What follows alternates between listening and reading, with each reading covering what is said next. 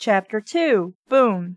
The foot prodded him again, more insistent this time. "Your dog," came the voice through the thin material of his blanket. It was female, and sour.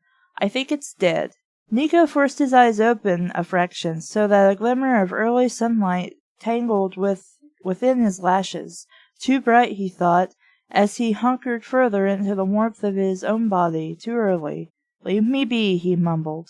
The blanket swept away, leaving him breeched in the daylight. He clamped a hand over his eyes, squinted through the crack between his fingers, to see the girl standing over him, her hands on her hips. "Lena," he recalled. "Your dog," I said. "I think it's dead." It took a few moments for her words to make sense. He was a poor riser these days. Mornings were always a somber, unwanted affair, and he did not like to face them. "What?" he said as he sat up and frowned at the girl, frowned also at the sunlight that shone several hours old in the sky. Boone was by his side, where he had lain down last night. The old dog was still sleeping, surely, but flies were climbing over his muzzle, his blond fur. "What?" said Nico again. He scattered the flies with his hand, and ran it along Boone's coat. The dog did not stir. "He was like that when I woke up," came Lena's distant voice. "I tell you, we'll be next if we don't get some proper food into us." "Boone?" The dog looked terribly thin in the bright daylight. Ribs protruded along his sides. His spine was a sharp ridge line of bone. Nico expected an ear to twitch, or maybe a sudden sigh inspired from some animal dream. There was nothing. He lay back on the grass, pulled the blanket over his head, then he rested an arm across his old friend. The summer drought had hardened the ground, so Nico used his knife to loosen it before digging the grave with his bare hands. He had chosen the spot beneath an old jute tree, on a hill just to the south of the park, not far from where they had been sleeping. Gaunt faces watched him as he walked. More than once during months past he had fought away people trying to kill his dog, people desperate enough to crave the animal's flesh. Nico had shouted at them and thrown sticks, while Boone stood snarling at his side. Now he glared at them defiantly, the mud on his face streaked with tears. "I'll kill anyone who touches him," he swore to himself miserably. Boone weighed no more than a sack of sticks as Nico lifted him and laid him out in the shallow grave. For a while he knelt over him, stroking his golden fur. The flies were gathering again. Boone had been just a pup when Nico's father had first brought him back to the homestead. Nico himself only a few months old. "A companion to look after you," his father had explained when Nico was years older. Boone, by then, had grown into an oversized hound, and the two of them were now inseparable. His kind had been bred for baiting deer and bear, for coursing upon open plains and forested slopes. This last year, living rough in the streets of the city, with so little food, had not been kind to him. It was hard, pushing the dirt back into the hole, and then covering him with it. "Goodbye, Boone," he said at last, patting the earth flat, and his young voice emerged as a dry whimper, lonely as the sky. He stood up, placing his straw hat on his head, wishing he had more to say. Words normally came easily to his lips. His shadow lay across the grave, a solid form, its legs parted, hands clenched like balls, its head made a bulbous by the hat. Its presence turned the dry, upturned earth black. "I'm sorry I let you come to the city with me," he said, "but I'm glad you were here, Boone." I never would have survived this long otherwise. You were a good friend." Nico felt subdued as he shambled, with his pack, down to the great pond. He found himself a space amongst the other park dwellers, crowding the water's edge, where he washed his hands to clean the dirt from them, though his fingernails remained embedded with earth. He had torn the skin around them with his digging, and for some time he watched his blood seep in small clouds into the murk of the pond. Nico swept the water clear of surface scum, took his cove stick from his pack, and scrubbed his teeth. He was aware of the rank taste of the water on his lips, like sailage he always thought, and was careful not to swallow any. Sunlight blinded him. Way out in the middle of the pond, the sun glowered in a fiery reflection. For a while he stared at that too, long enough for his eyes to hurt. Lost, aimless, his thoughts returned to him slowly, settling down with care. "Just walk," they said to him. "Get on your feet and walk." Nico stood and hitched his pack, all that he owned, onto his back. The blood rushed from his head, and he swayed for a moment, feeling nauseous and weak. Around him the park was choked with refugees, its lawns of yellow grass long since trampled to bare earth, its trees cut to stumps that poked in sorry isolation from the ground. He placed a foot forwards, allowed himself to fall into the rhythm of a forward stride. It was without haste or even purpose that he picked his way between wooden lean-tos and pitched tents stitched out of old clothing. He passed groups of dirty children, as thin as sticks, and men and women with blunted looks in their eyes, struggling to bear up to more than just the present. Some were Coetian by appearance, but many more were refugees from the southern continent, Parthians and Nathalese, or more recent arrivals from the north, from the island of Lagos, or from the Green Isles. They were strangely quiet for so many people. Dogs barked, of course, babes howled for mother's milk, but overall they saved their energies for things more important than talk. Nico's stomach growled at the sense of their cooking. For 2 weeks now he'd eaten nothing but beggar's broth, hot chee with hunks of quiche bobbing in it. No one could hope to live for long on a diet like that, and already his breeches hung slack from the belt he had re-notched tighter just a few days ago.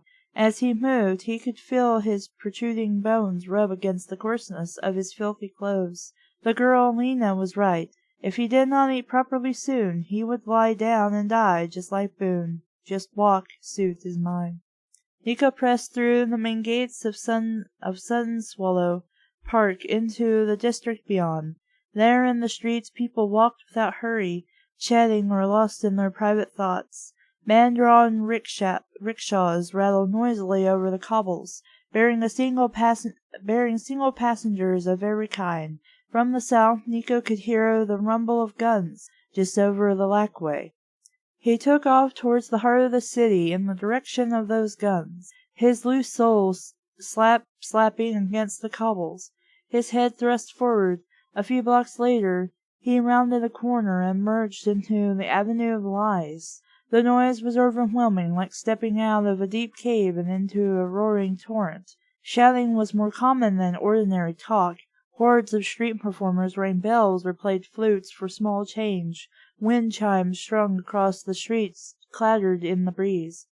It was as though the populace of Barkos wished to make as much clamor as possible so as to drown out the reminders of the ongoing siege from their daily lives. Trees lined much of the avenue. In one of them, on a bare branch that twisted and drooped its way towards the street, a black and white pika sat watching the traffic below. From habit, Nico found himself tipping his head to the bird. The mere act reminded him of a different morning, of the day he had left home for good. He had seen a pika then, too. It had laughed down at him from the roof of the cottage as he took off into the early glow of dawn, his pack on his back and his head filled with naivety. He had disliked that particular bird about as much as he disliked senseless superstitions, Yet he had nodded to it anyway, as his mother always did, and set his feet on the path that would lead him down to the coast road, and from there a 4-hour march to the city. He had not wished to tempt fate on that of all days. The same morning he found that leaving home was hardly the joyous occasion he had dreamed about. With each step his sense of guilt had grown ever sharper in his chest. He knew his mother would be distraught at finding him gone in this way, and Boone would pine in his own canine way. He had gently stroked the dog as he slept on, regardless, on the old red rag blanket beneath Nico's own bed, the hound being too old by then for early rises. Boone had whimpered in his sleep like a young pup, and quietly farted. What is your obsession with people pooing themselves and farting? This is kind of gross, and definitely part of my do nots. I don't need to know that the dog farts. It's a living creature. I can kind of figure that out on my own. And it does ruin the moment of, "Aw, cute, my puppy's sleeping, and he's whimpering in his sleep." "I can't take you with me," Nico had whispered. "You wouldn't like it in the city." "I can't take him with me," Nico had whispered. "You wouldn't like it in the city." He had then departed quickly before he could change his mind. Guilt had not stopped him from walking away, though. As he carried onwards down the path, it had struck him, with unexpected force, how he was facing more than just the groves of cane trees and swaying red grass, and the gently winding track immediately ahead. In front of him now stretched a great expanse of the unknown, a future that was daunting and without bounds. The thought might have been enough to turn him back there and then, if he had any suitable alternative, but he did not. Better to run away than remain in the oppressive atmosphere of the cottage with Loss, his mother's latest lover. A scoundrel, Nico considered, a man he despised. Nico had been 16 years of age that morning, turning the corner, losing sight of the cottage and his childhood home. He had never felt such trepidation and loneliness before then, such a bleak isolation of his spirit. Then he heard the padded footfalls of Boone approaching behind him. He had smiled within, despite himself. Boone had appeared at his side, tail thrashing in excitement. "Go home," Nico had hissed, without much sincerity. Boone panted without concern. He had no intention of going anywhere that Nico was not. Again he had tried to shoo the dog away. His heart was hardly in it, though. He ruffled the fur on Boone's neck. Come then," he had told him. Together, with the day brightening, they had continued on their long trudge towards the city. Nico now smiled at the memory. It did not seem a mere year ago. Rather, it seemed like a lifetime had passed since then. Change was the true measure of time, he had come to realize. Change and loss. He was currently heading south, following the general direction of traffic moving towards the bazaar of the harbor. He did not yet know which destination he would choose, for he did not yet have one in mind. On either side of him buildings rose 3 or 4 stories high, drawing Nico's gaze upwards to rooftops overgrown with greenery. High above their chimneys merchant balloons hung in the air, tethered by lines of rope. Wicker baskets dangled underneath them, and in one he spied the tiny face of a young boy. The lad was shielding his eyes as he gazed out towards the coast, watching the distant signal platforms for signs of approaching merchants. Beyond him the blue wash of sky thinned to white under the sun's blinding glare. Gulls wheeled up there, mere specks. Nico instinctively turned left into Gatto's Way, the bazaar then. He wondered at himself and the unconscious choice in that. The bazaar had few attractions for someone starving and without means, yet it was also where he and his mother used to come to sell their home-brewed poaching once a month, traveling to the city in their rickety cart, to earn what little money they could. Those trips had been the high point of his month, when he was younger, exciting yet still safe in his mother's presence. A man pulling an empty rickshaw veered past him as Nico stepped into a riot of noise. The bazaar was a rolling mishmash of a place. Its great square, so vast that its furthest edge were obscured by smoke and haze, was open on one side of the sea front and the grey stone. Arms of the harbour, these masts swayed as thickly as trees in a forest. On the other three sides the space was enclosed by shady porticos of tea-houses, inns, and temples dedicated to the great fool. A maze of stalls stretched between them. People in their thousands jostled or bothered or pursued the goods for sale. Nico, suddenly eager to lose himself amongst the press, allowed himself to be swept into it all. Everywhere colour shone, sun-soaked in the heaving spaces. Nico swiped flies from his face, inhaled the damp reek of sweat, pungent spices, animal dung, perfumes, fruits. His stomach was on fire now. It was eating itself, and the rest of his emaciated body with every step that he took. He felt dizzy, unreal. His eyes were interested only in the foodstuffs all around him, on the stalls already half empty of goods. Thoughts of snatching an apple, a stick of smoked crab, filled his mind. He fought against such thoughts, since he knew he did not have the strength to run if it came to chase. For a time, simply to distract himself from these rising temptations, he stopped in the lee of one stall to listen to some street traders singing out with gusto over the heads of the passers-by. Their melodies were pleasing to hear, even though they sang of nothing more profound than goods on offer and prices for the day. On a whim, Nico asked several of them for food in return for work. They shook their heads. No time for him. They were barely surviving themselves, their expressions said. The old woman on the stall selling sheets of gala lace next to baskets of half-rotten potatoes chuckled as though he had made some kind of joke, though she checked herself when she noticed his brittle gaze, his gaunt appearance. "Come back in a few days," she told him. "I'm not promising you anything, mind, but I might have some things needing done. Come and see me then, yes." He thanked her, though this was of little help to him. In a few days he might be too far gone. Maybe, Nico reflected moodily, it was time to go home. That what was left for him in the city now. The Red Guard wouldn't have him. He tried more times than he could remember to enlist like his father before him, but he looked his youthful age and could not pass for being any older. And there was little casual work here in Barkos. Over the past year he had been lucky if he had gained a few days' labor here and there, mostly on the docks, sweating under the heavy loads of a pittance. In between, nothing but daily desperation. There were simply too many people available for too few jobs. Along with the worsening food crisis due to the siege, it was becoming even more difficult to survive here.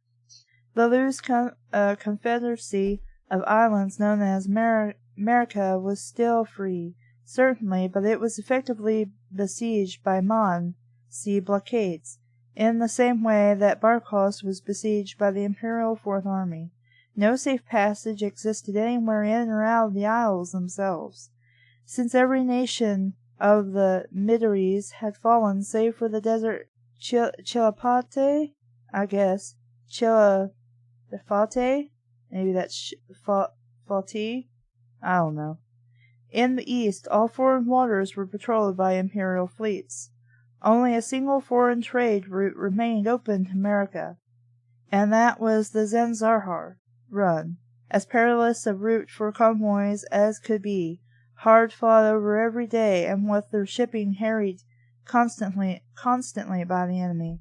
The blockades were slowly choking the life from the free ports, and as a consequence many survived now on nothing more than the free quiche handed out by the city council, or what they grew on the rooftops or in small vegetable plots, or by resorting to crime and prostitution, or by masquerading as monks of the Tao, the only ones still legally allowed to beg in the streets, or else they starved, like Nico. At least back home he would have some food in his belly, a roof over his head. Besides, knowing his mother, by now she had likely thrown Lost out of the cottage after finally opening her eyes to him, or, if not, then Lost would have run out on her, no doubt taking everything valuable she owned. And either way, some new man would now be occupying the place of his absent father. Still, he loathed the thought of returning to his mother as a failure, having to admit he was unable to stand on his own 2 feet. But you are a failure. You couldn't even take care of Boone. You just let him die. He wasn't ready for that thought. He swallowed it down, blinking hard. It was now almost noon, and the Asco had begun to lift the canopies with its hot breath. It came always at that time of year, and especially at that hour. Soon enough the rising heat was driving many people into the cooler environment of the surrounding tea-houses, where they might sit out the siesta in a moderate peace and comfort, and compare business or play games of yling while they sipped from tiny cups of thick tea. Nico barely noticed the heat, as he made the most of the dwindling crowds and stuck out unimpeded for the southwest corner of the vast square where, like a great exhalation of relief, it opened now onto the wide expanse of the harbor. It was there that Nico found the street performers set up for the day. He stood or sat wherever spaces they had found between the steady flow of longshoremen that passed from harbor to bazaar. Many were picking up for the siesta, though the hardier, perhaps the more needy, were opting to stay on in spite of the heat. Nico scanned the jugglers and the tongue-readers, and the begging monks seated before their bowls. Fake monks, his mother had always claimed, until at last he came to a group of performers barely visible from the surrounding crowd. He pushed closer for a better view of them. They were a troupe of actors, 2 men and a woman he had never seen before. Without further thought he squeezed through the crowd until he stood at the fore. The play was a simple affair, the story of a poor seaweed farmer and his love for a beautiful witch of the sea. It was the tale of the fish, and narrated by the younger of the 2 men, himself no older than Nico, in that simple style of purpose that was increasingly in popularity these days over the long-winded sagas of old. In a shaky, high-pitched voice, the young man was recounting the story, while the woman and the older man played their parts in mime. It was obvious why they had attracted such a large audience. The woman, tall and lithe and wonderfully bronzed, played the sea witch in an appropriate costume, which meant she was naked, save for her straight golden hair and the strips of seaweed wrapped around her few select parts of her body. They were distracting those delicate flashes of thigh and nipple, and kept snagging Nico's eye as he tried to focus on the performance itself. Nico liked to watch performers whenever he could find them, and he judged this woman a fine actress whose subtle skills contrasted noticeably with her partner's lesser talents, which seemed few. The man was too pronounced and swaggering in his role, and few of the audience seemed to be paying him much heed. Well, when you're half naked, they probably aren't going to watch the guy who's clothed, unless you want to openly have sex in front of all of them or something. They were all oogling her flesh, like he was. Nico was gazing enraptured when a round of applause heralded the tragic end of the story, the seaweed farmer having swum to his death while pursuing his beloved out to sea. As the young narrator moved around the crowd with an empty hat in search of donations, Nico found that his mouth was hanging open, and closed it with a snap. The actress, meanwhile, slipped a thin robe over her shoulders, and shucked the seaweed off from underneath it into the wooden pail. As she swept her hair back, she glanced around the crowd and caught his eye. Her gaze lingered. A year ago, Nico would have lowered his gaze straight to his feet in embarrassment. This past year, though, living in the city, he had gained more practice in meeting such glances, for he had received his fair share of them. He did not know why. Nico did not consider himself particularly handsome, Even properly fed, he had always been thin, and his face, whenever he had studied it at his mother's tarnished vanity mirror, had always looked strange to him. His nose turned up slightly at the end. He had lips too wide and full. His skin was freckled like a girl's, and, if he looked closely enough between his eyebrows, where once he had scratched at a child pox, he would see not one circular scar, but two. In truth, he did not understand why the actress' long-lashed eyes stayed fixed on his for so long. At least he was able to meet her calm appraisal for a while, sufficient time, at least, to be counted in seconds. Before her confident gaze wore down his own, and, his courage breaking, he looked away. "You're blushing," came a voice nearby. It was Lena, standing right behind him in the crowd. Her gaze narrowed against the sunlight.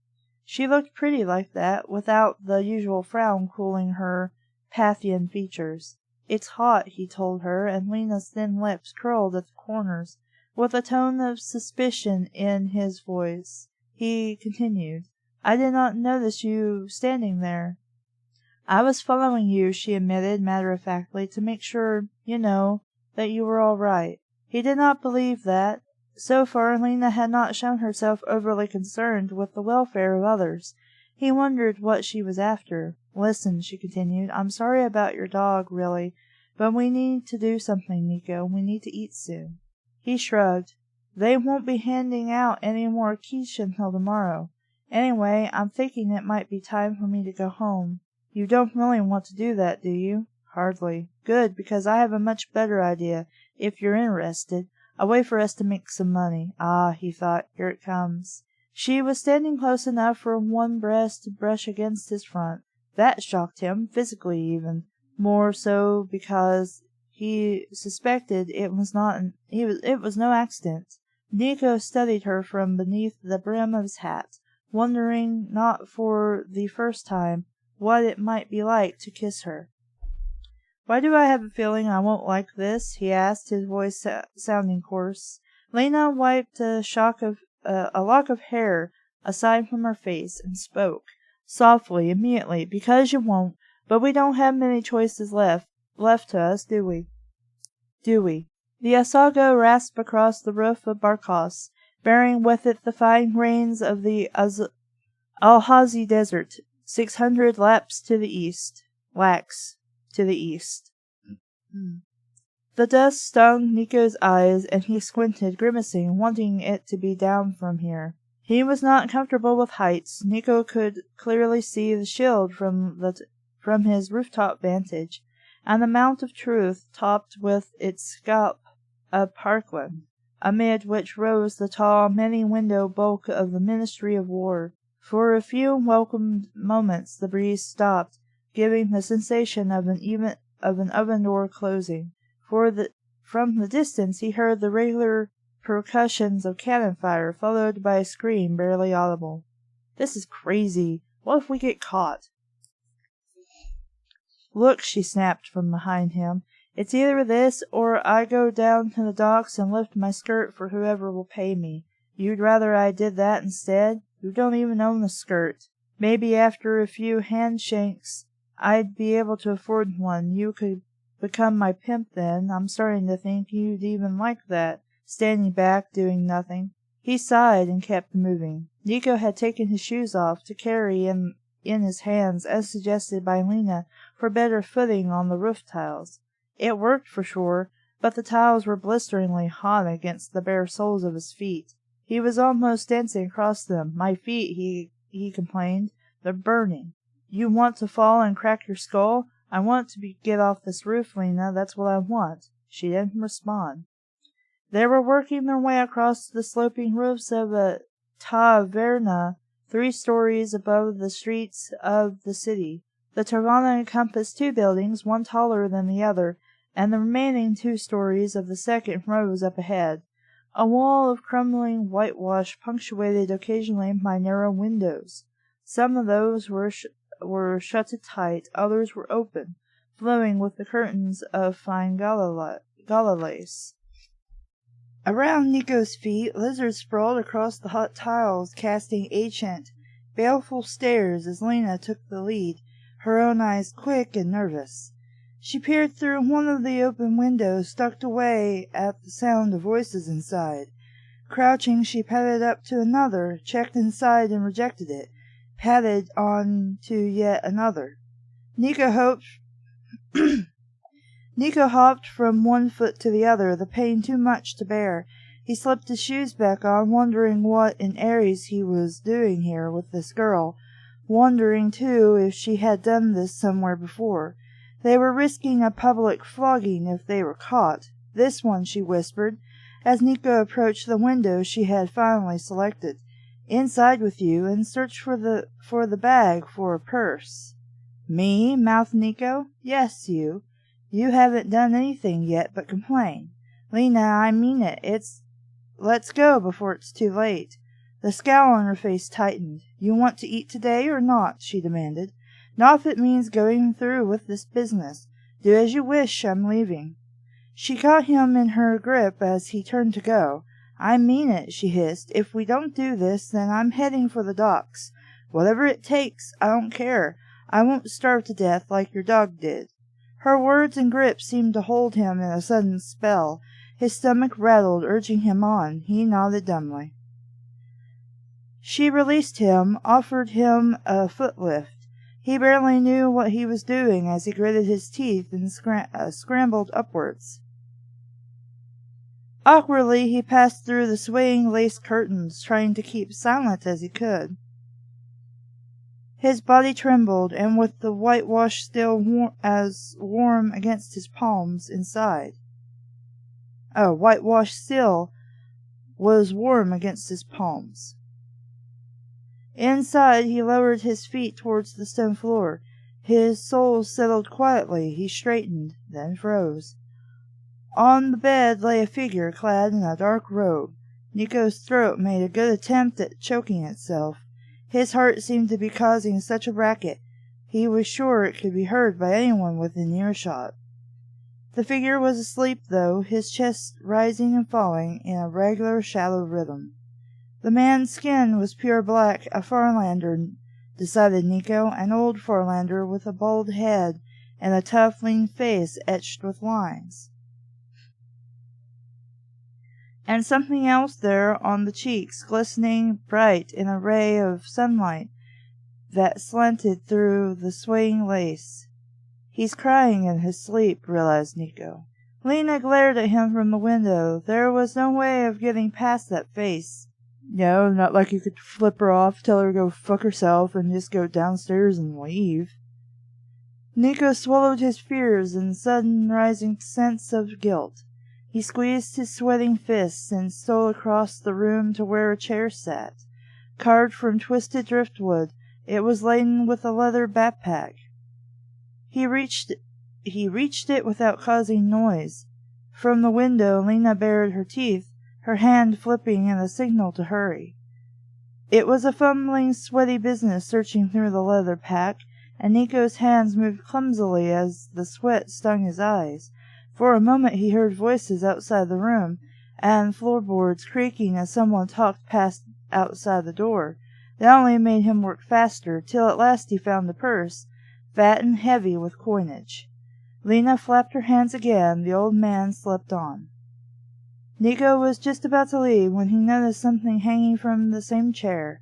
It was a necklace of some kind, though not a pretty thing fashioned with jewels or silver. This was distinctly ugly, with the appearance of a large leathery nut, and it was coated in something that looked like dried blood. A seal, realized Nico. That old man wears a seal. Almost of its own accord his hand reached towards the pendant. Behind him the old man groaned suddenly in the bed. Nico stopped himself in time, pulled his hand away. What was he thinking of? He turned to go, and almost dropped the purse in alarm. The old Farlander was sitting upright, blinking at him with strange folded eyes. Nico felt his bowels loosen.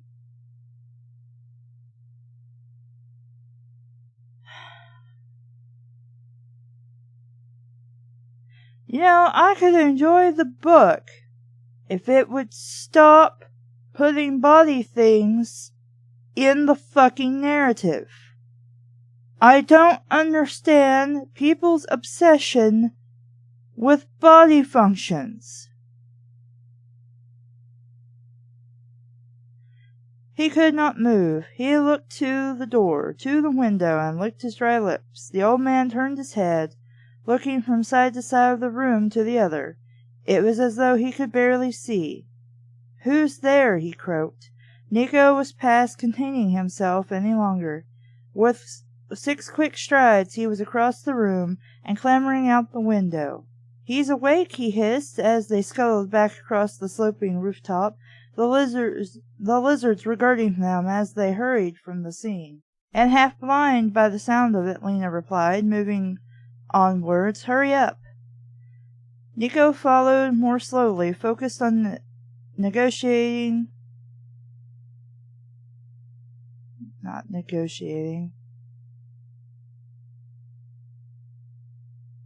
the titles without slipping.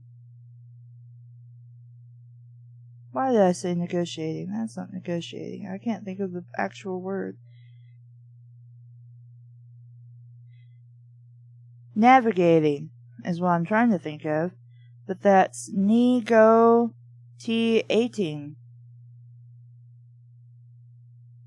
So I guess that is negotiating. I'm not sure, but it should be navigating. They reached the end of the rooftop, where it dropped a few feet onto that of another building.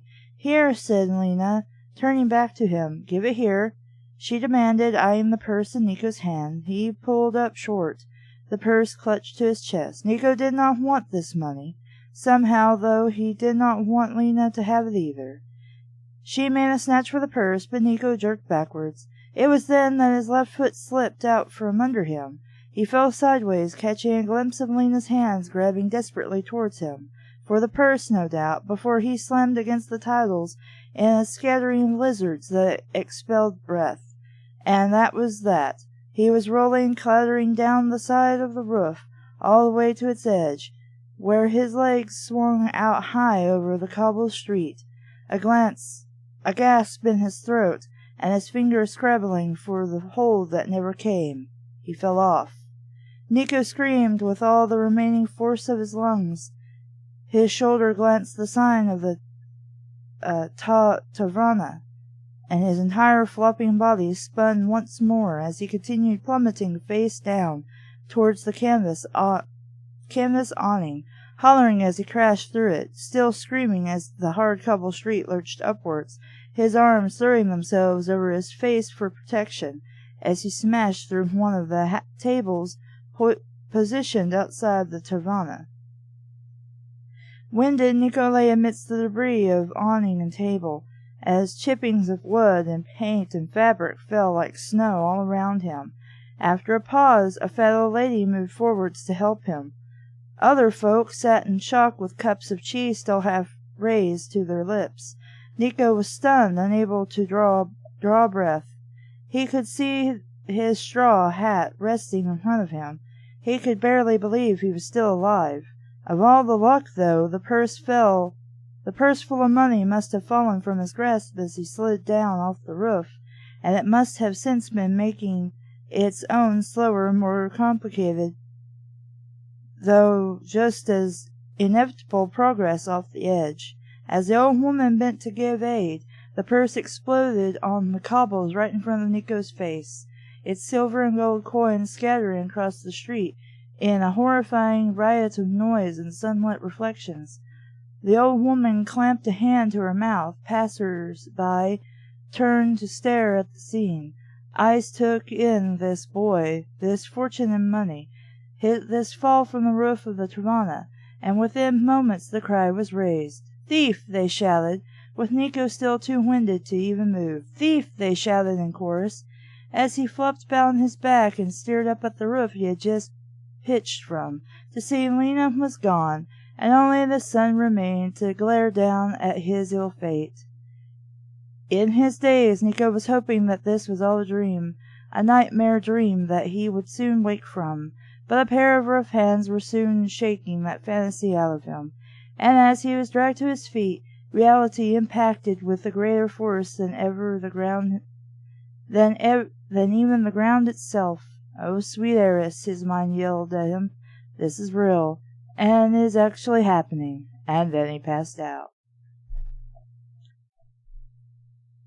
Chapter 3. Visitations. He had never seen a gaol before, let alone spent the night in one. The place was an open affair, and most of its inmates could wander around freely within its walls. What? I don't know what I'm reading. And most of the inmates could wander freely within its walls. There was even a nirvana of sorts for those with the money to frequent it, and a cantina that sold better food than the gruel slopped out in the yard. On the whole, the guards, mostly prisoners themselves, kept out of the way and left the other inmates to themselves. Nico settled in a corner of a cell, one of many to be found in a labyrinth deep beneath the main yard. He sat on a layer of moldy, lice-infested straw, a single oil lamp hanging above the doorway for light. The straw reeked of stale urine, ew, and he could see cockroaches scurrying within it. The same was occupied by other thieves and debtors of various ages, some of them as young as Nico or even younger. His fellow inmates paid him little notice. Mostly they came and went and rarely stopped there for long. Nico was grateful for that as he sat in his corner nursing his bruised and aching body, his thoughts circling like dark flapping birds intent on tormenting him. Try as they might, he could not help but think of home and his mother. Try as he might. She would be distraught if she ever heard of what he had become, a common thief caught in the act. She would be angry with him beyond words, but then his mother was hardly without fault herself. After all, if he traced his present predicament back to a whole year or more, then she was as much to blame for it as he. Not really, because you left on your own and you said so. She was the one who had needed to fill her empty life with a string of ill-suited lovers. And you still were the one who chose to leave home. She was the one who had chosen to ignore the antagonism between Lost and her son, causing Nico to be driven out as a consequence. You left on your own. You were not driven out. You felt it best that you left, so you did. Then driven to this. Not really. You were a pushover and did what a girl told you to. Loss had been yet another in the long line of his mother's poor choices, which you've already said. On the first night she had brought him home from the crossroads Nirvana, dressed in fine clothing that was much too loose on him, clearly stolen. The man had eyed the contents of the cottage as if to assess what they were worth, including his mother. It was obvious he had set about catching her that night. The couple had made so much noise in the bedroom that Nico was forced to drag his bedding out to the stable and bed down with their old horse, Happy. He resented her for it, this weakness regarding men. Considering what you just did for a girl, can you really talk bad about your mom? You're pretty dumb. He knew she had her reasons. Knew, too, that she was hardly the one he should be resenting for what had become of them both, mother and son. But there it was, and he could not help it. This had already been the worst day of his life. The rest of it passed in numb shock, timeless and awful, with the falling of night marked here not in fading daylight, but by the snuffing of lamps and the slamming of distant heavy doors. The stench within the place grew even more fetid, a drifting, clogging miasma that bore with it smells of the human animal caged too long in its own squalor. It became so mad that Nico tied his kerchief around his mouth and nose. It helped little, though, and he would occasionally have to lean to one side and lift it in order to spit from his mouth the rank taste that had accumulated on his tongue. It seemed that whatever truce existed between the inmates during the hours of daytime vanished during those long ensuing hours of blackness. A fight broke out in another cell, shouts and catcalls, and then the long, keening howls of a man in pain, which dimmed to the occasional sob and then to nothing. For a time a dull thudding penetrated the stone wall at his back, as though someone was crashing his head against the other side, while shouting out with each impact muttered words that might have been, "Let me out, let me out." Nico could not bring himself to sleep in such a place. Still, he was tired, exhausted from the day's events, and the thought of those still to come. So he lay awake listening to the snores of his cellmates, swiping the old cockroaches from his body. Swiping? Yeah, I guess swiping would be it. Swiping the old cockroaches from his body. And cursed himself for ever coming to this city, for bringing Boone along with him, for getting involved with Lena and her fool ideas. He had known that she was not to be trusted, having displayed few signs of scruples in his company. What was she doing now? At this same moment, he wondered. Did she even care that he had been seized by the guards and thrown in the city gaol to wait his punishment? He doubted it. Nico, well, that's why she had you do it, dumbass. Nico stared into the gloom, only too aware of what they did to thieves in the city. It was this fate he was trying most of all not to think about. Last Harvest Festival he had seen a thief flogged and branded for his crime, and the young delinquent had not been much older than Nico himself. Nico did not know if he could bear such punishment. Sometime later in the night he jerked from a daze to find a hand pressed against his leg, and a face breathing foul air into his own.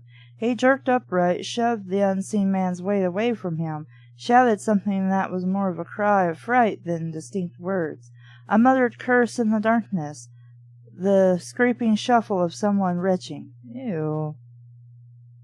He rubbed his face to wake himself fully, then hunkered back against the wall. He needed to get out of this place. He could barely breathe. In this airless rolling stench, the blackness pressed down on him like a blanket of heavy velvet. He felt trapped, knowing that till morning he could not simply stand up and walk outside of his own violation, not even to see the sky, feel the fresh air upon his face. A memory that was more recollection of sharp emotions came to him then, that time he had found the snare while walking in the hills overlooking their cottage, the tightening loop of wire holding the severed limb of a wild dog, flesh still hanging in shreds from the large bone that had been chewed clean through. A sound of shuffling feet in the darkness, someone approaching again. Nico tensed, ready to lash out. "I will tear off your head with my teeth," he thought, "if you do not back away from me." "Relax," came a voice. "I am a friend." The man sat down next to him, the sound of his hands fumbling within his clothing. A flame ignited in the darkness, at first too bright to look at. Nico squinted with a palm shielding his face. For a moment the flame sizzled and curled, as the blackened eye of a cigarro burned and glowed red. Then the man blew out the match, plunging them into a darkness even deeper than before. "You know, I've been lying awake all night trying to figure out how I recognize your face." The red tip of the cigarro smeared through the air, and crackled into renewed brightness as the man inhaled, lighting up the extremities of his face while casting its hollow glows into shadow. "Your father," he said, exhaling. "I used to know your father." Nico blinked, his eyes still swimming with spots of color. "Of course you did," he said sarcastically. "Don't call me a liar, boy. You're his spitting image.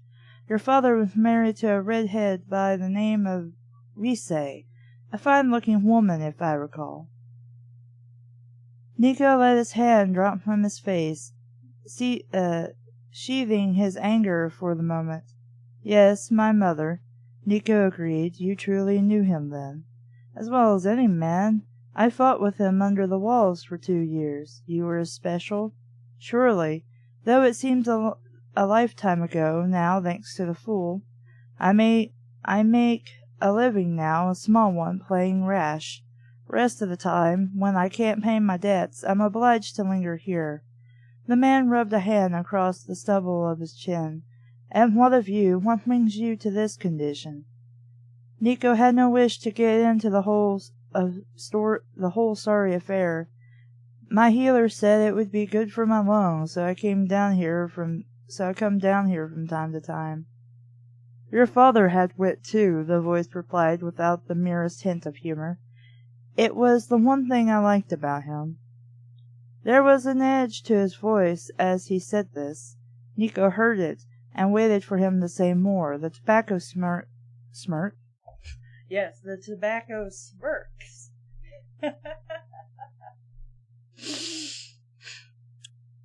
The tobacco smoke curled about his face for a moment, the scent pleasant here in this foul place.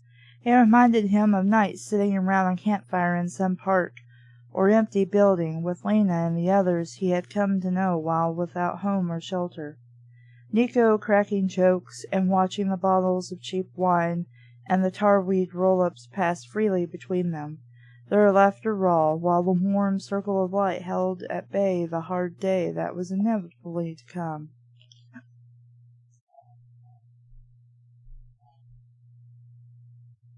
We didn't see eye to eye on occasion, the man continued in his sour drawl. He accused me once of cheating at rash. I thought he couldn't leave it be at that. Of course, had to go and catch me out in front of the whole squad.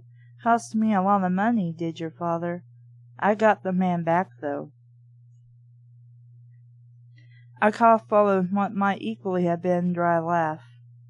To be honest with you, I wasn't hardly surprised when he lit out on us and deserted like he did. The last time I saw those scared eyes of his, I knew what he was thinking. Clear as day I saw it. Nico's jaw clenched tight. His nostrils flared. He took a breath and said coolly, My father was no coward. Again that cough. I don't mean anything by it. Everyone's a coward when it comes down to it, save for the crazy ones. Some are just more scared than others, is all I'm saying. Nico's breathing was now loud enough to be heard above the snores of the other men. The snoring of the other men. Easy now, it's only talk, and talk's not worth a damn. Here, have a draw.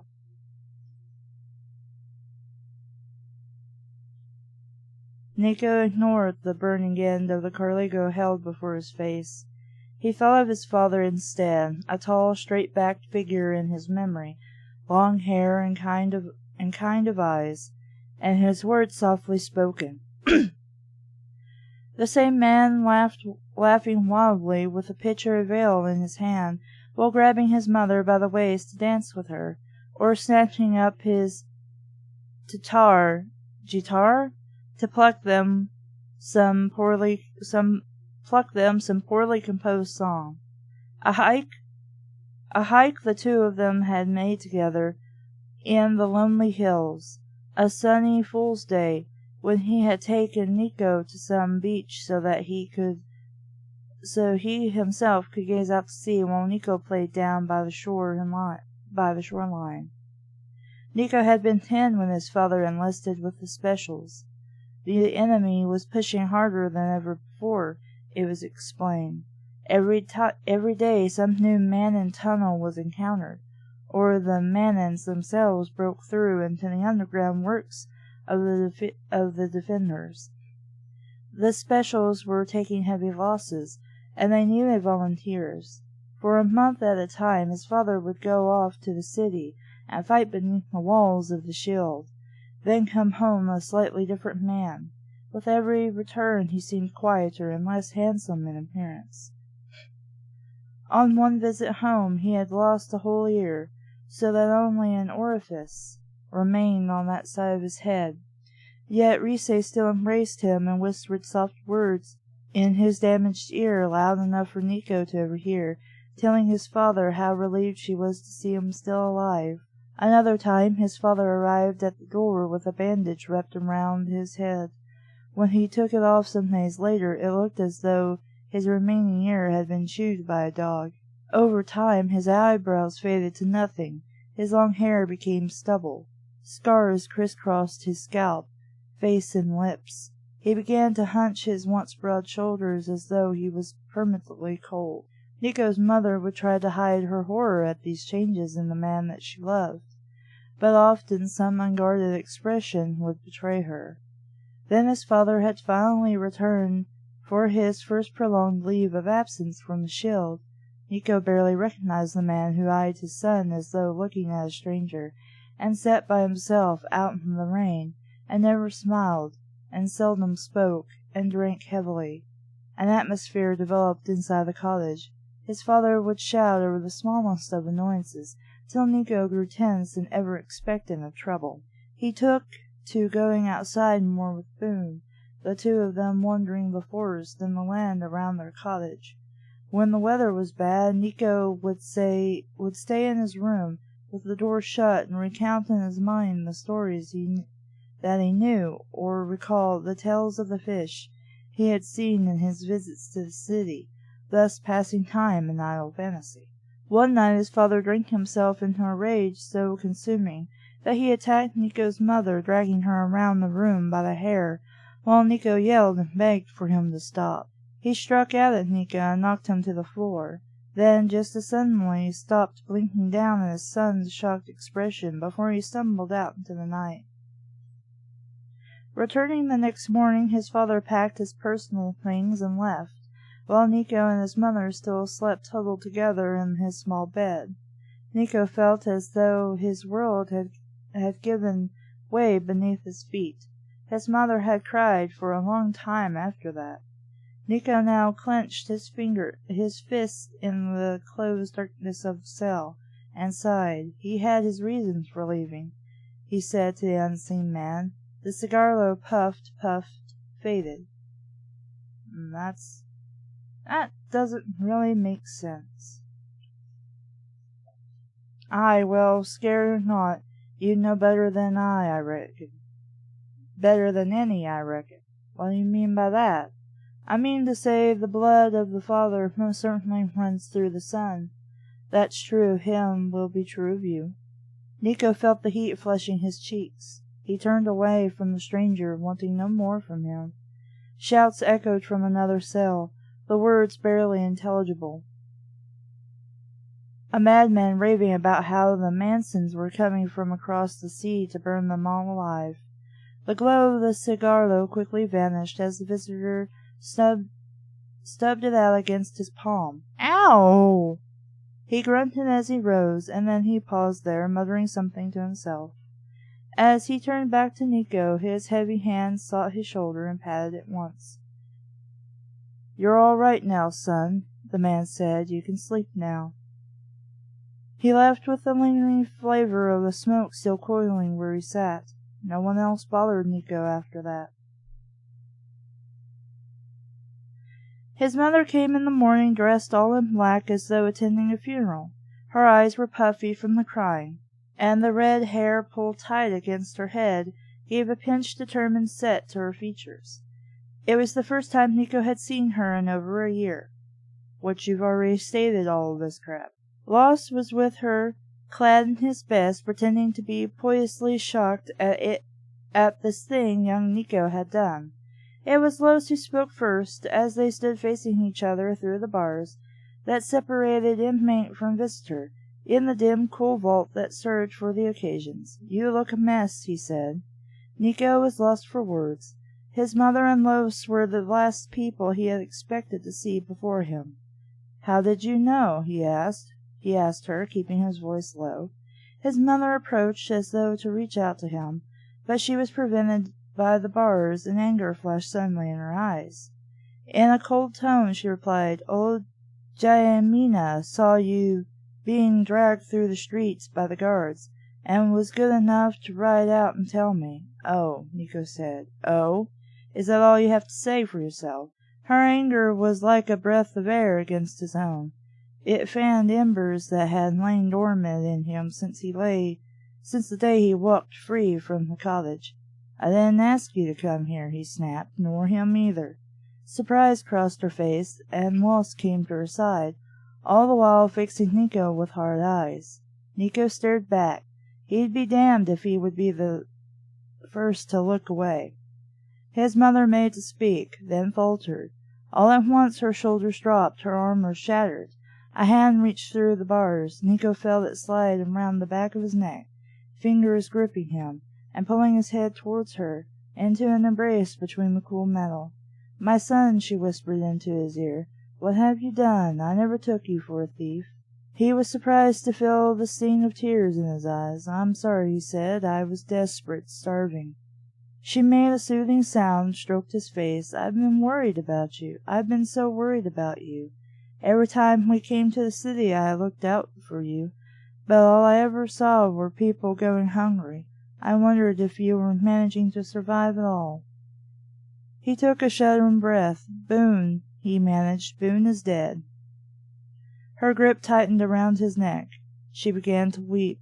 He cried with her, his numbness gone now, his emotions let loose in the shared intimacy of their pain.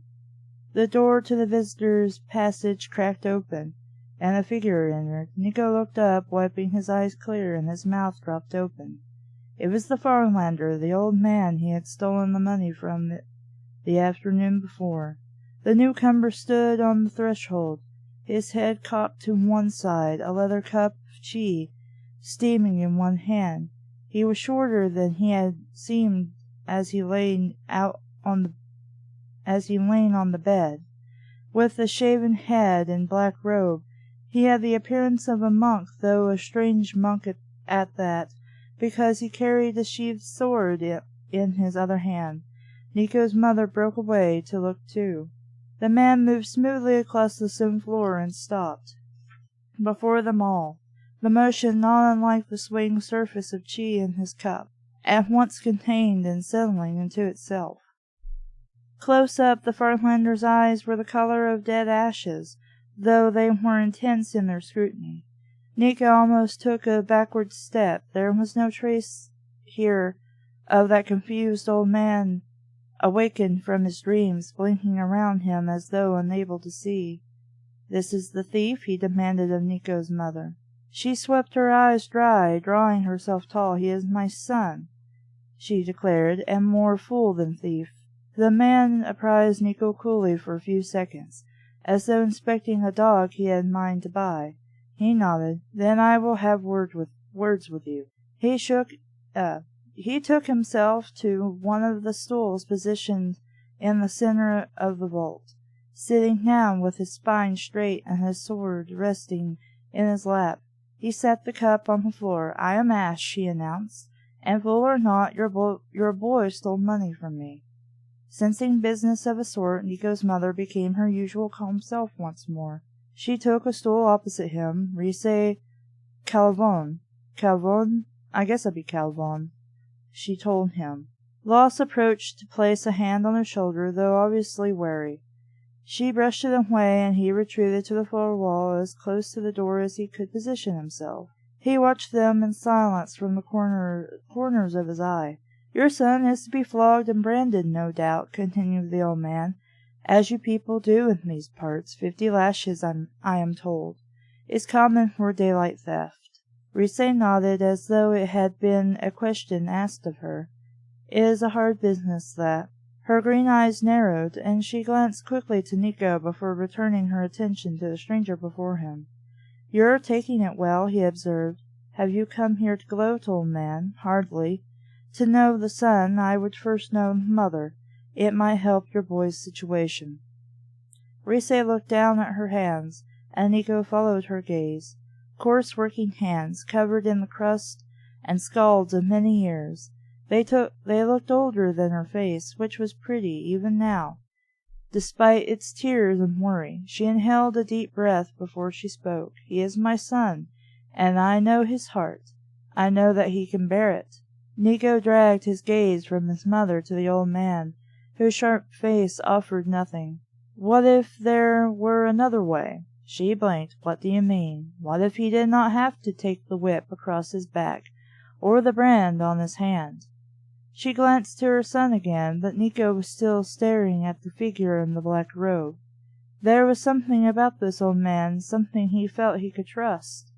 Perhaps it was this easy authority, not the authority of one who has been granted it, and learned to adopt it in his ways, but rather something entirely natural, the result of a sincerity, a directness of spirit. "What I have to tell you must stay within this room. Your man must leave, then I can explain." Lost snorted. He had no intention of leaving. "Please," said Reese, turning to him. Lost framed a look of hurt pride. "Go," she insisted. Lost still hesitated. He glanced at the old man, at Nico, then back to Reese. "I'll wait outside," he announced. "Yes." Lost sulked from the room, casting the old man a final glare before closing the door behind him. Even as the noise of its slamming rebounded from the walls to the vault, the Fartlander continued. "Mistress Calvone, my time is short here, so I must get to the point." But he stopped then, and Nico saw his thumb stroke the leather binding of his sheathed sword. "I'm growing old," he ventured, "as you can see," a smile perhaps in his eyes. "There was a time when a boy such as yours would have never made it through my window without waking me. I would have cut off his hand even as he reached out for my purse. Now, though, I sleep through it all, exhausted by the afternoon heat, like the old man that I am." His gaze dropped to the floor. "My health, it is not what it once was. I do not know how much longer I can continue in this work. In simple terms, and in the tradition of my order, it is time that I trained an apprentice." "More likely you're lonely," replied Nico's mother sharply, and in the fancy for a pretty boy." He shook his head simply. "No." "Then what line of work are you in? You dress like a monk, yet I see a sword in your hand." "Mistress Calvone." He spread his hands wide as though indicating something obvious. "I'm a Roshan." Nico laughed then, despite himself. It came out tinged with hysteria, and when he heard it echo back from the curving roof of the vault, he stopped just as abruptly. Both faces had turned towards him. "You want me to train as a Roshan?" Nico managed. "Are you mad?" "Listen to me," the Farlander said to him. "If you give your consent, I will speak with the judge today.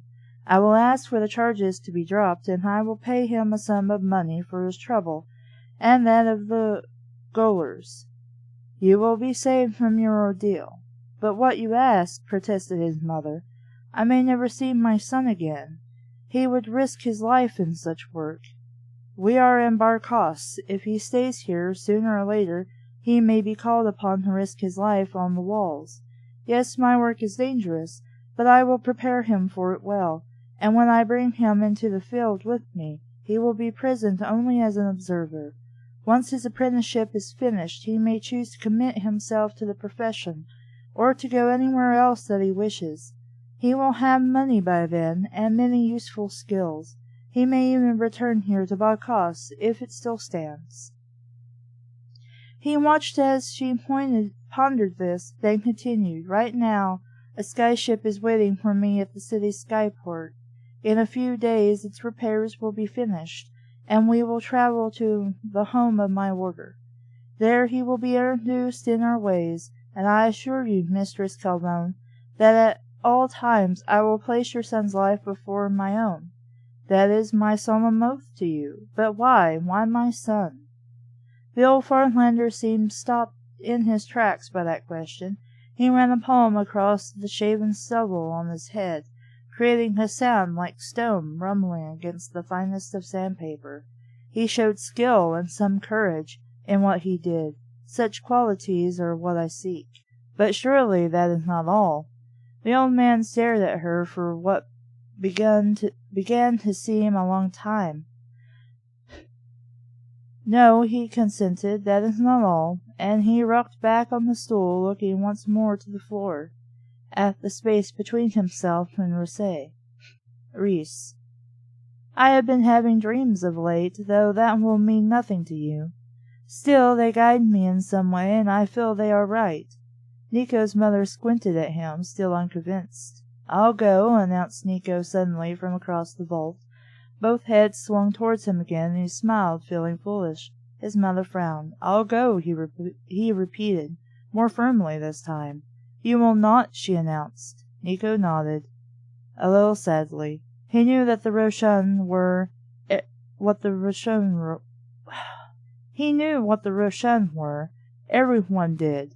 They killed people, murdered them in their sleep in exchange for the money they had been paid to carry out vendetta. He could not see himself doing that, not for anything in all the world. But still he could leave as soon as his apprenticeship was finished, armed at least with new skills and experiences. Perhaps in its own way, this was it, his chance to make something of himself. Maybe the great fool had been right, and in the worst of days were laid the seeds for better times. Then again, perhaps instead of escaping one punishing ordeal, he was trading it for a much worse one.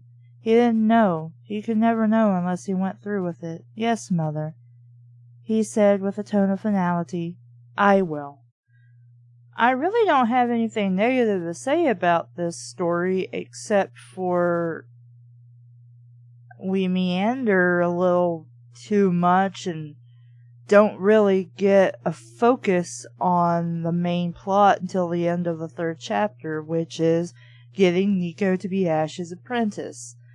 Really, instead of flashbacking all this useless crap, we really should just focus on Nico and have him bubble it to us in exposition while observing what's going on, and just have it explained to us as he observes.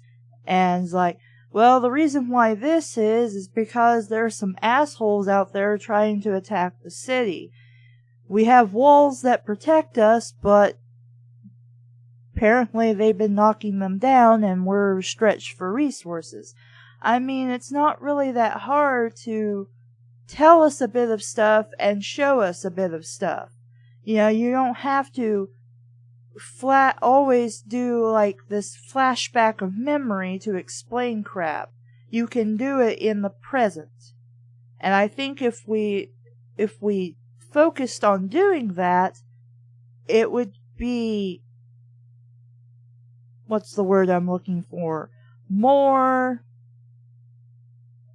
active and quicker to get through to the heart of the story, which is the fact that Nico is supposed to be apprenticing for Ash. But we do have a general setup. You have introducing things in chapter 1, getting things moving in chapter 2, and then by chapter 3, you have what kind of amounts to a conclusion of the first 3 chapters, in which Ash finally does show up and Nico becomes his apprentice. But there's no get up and go. There's all this flashbacking, and I feel like we're just kind of wasting our time. Because by the time I'm getting to Nico's flashback about his father, all I can think of is, who gives a shit? How does this further the story? You already explained your dad was absent. He may or may not have been a coward. I don't really see how that matters now in your present situation. And you left your house on your own to go to the city. That's it. Nothing more and nothing less. We didn't need the flashback. Sure, it helped to define more of the home situation, but it really didn't help anything story-wise. and really could have been explored later as something in the back of Nico's mind, like maybe he's this nice dude, but he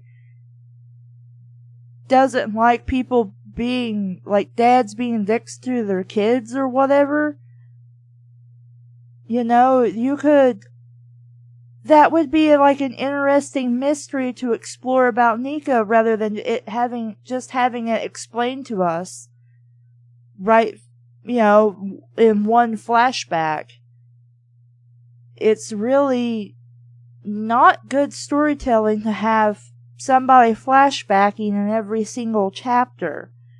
You want to use a flashback when you really need to. But aside from that, I could read this if I wanted to. I could finish it. I could easily recommend this to anybody. But I will point out to them at anybody I do recommend this story to that there is a lot of mention of body functions and farting. And if they're not okay with that being mentioned at least once every single chapter, then it's not a book for them. And that's really my only negative aside from the flashbacking thing. Because I don't like that crap. Literally, I do not like crap. And I don't like piss. And I don't like anything like that when I'm reading. Anything. But if we keep it down to maybe one mention a chapter, it might be okay. I can pronounce the fantasy names pretty well. It's written in a tone that that it's friendly to me and I can quickly get into it. I also don't know why we really needed to open with a prologue when that could have been our chapter 1. I don't know why in chapter 1 we're talking about some dude, his wife, and 2 kids, when this easily could have just went straight to Nico, and we learned all the crap that we learned from that scene, from that chapter with Nico. Just have Nico explain all of this by observation. But aside from that, it's fine. If you like it, you can pick up Farlander by Col Buchanan. So, I'm Caleb, and this has been Read Not. Thank you for listening. Bye!